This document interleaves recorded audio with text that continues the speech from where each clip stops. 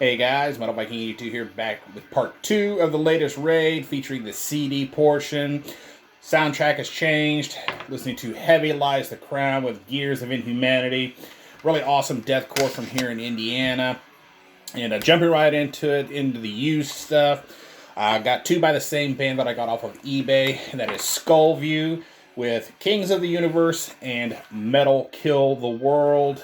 If you're not familiar with these guys, they are a heavy metal band from Michigan City, Indiana, that features an ex-member of Black Funeral, believe it or not. And this is their second and fourth full-length albums, respectively.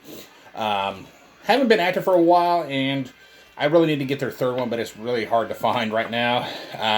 Next, got Force of Evil with their self-titled debut album. And this features Denner and Sherman from Merciful Fate fame, as well as Hal Patino from King Diamond, and the vocalist on here is Martin Steen of Iron Fire. So really happy to find this, because when it first came out back in 2003, I could not find a copy of this to save my life. Next up, this guy really needs no introduction. Ozzy Osbourne, No Rest for the Wicked. Probably my favorite Ozzy album overall. I love pretty much every song on this, and I used to listen to the cassette that I have of this over and over and over again. This is the Ozman's fifth full-length album, the first to feature Zakk Wylde, and I'm really happy I was able to find a original pressing on CBS Records off of eBay for a really good price. Next up, got some more Van Halen. Showed a cassette of theirs in my last part of this. And now I'm going to show this CD entitled Listen to This, Gene, which essentially is a bootleg featuring some demos that Gene Simmons from Kiss produced for the band back in 1976, I believe it was. 4 of which actually went on to be on their albums later on. And the rest were all rare and unreleased songs. And track 3, House of Pain, oh my god. Roth hits some high notes that are just out of this world. Really good stuff. And it also features a live show from 1978. Next up, another band that's been around for quite a while. This is Blue Oyster Cult with The Symbol Remains. Brand new album from these guys that have been around since 1967. So if you're not familiar with them, just a straight up rock band, hard rock band from New York. Their 15th full-length album overall, and their first since 2001. I really need to up my collection on Blue Oyster Cult, because I'm really lacking. And again, another band that is just legendary. Got the new Deep Purple with Whoosh. And this is the band's 21st full length. I mean, hard to believe they've been around that long, put out that many albums, but I'm really glad they are, because let's just face it, Deep Purple rocks. Next, another one I'm really glad is in the collection now. This is Molesting the Decapitated from Devourment. And this is the band's debut full-length brutal death metal / slam out of Dallas, Texas.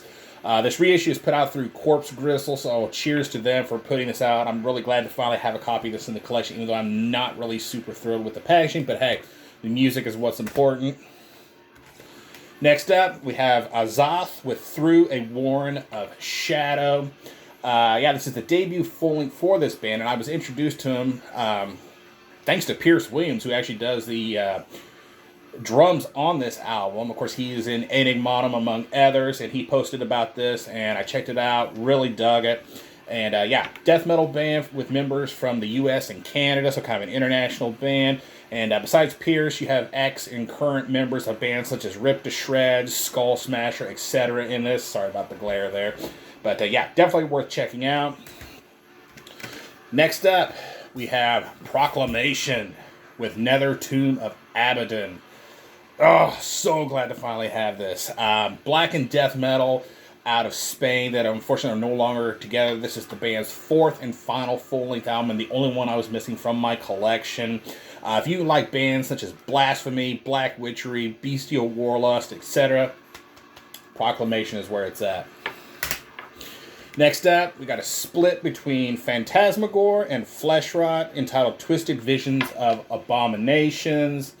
And Fleshrod, death metal out of Lubbock, Texas, and Phantasmagor are a death metal band out of Santiago, Chile.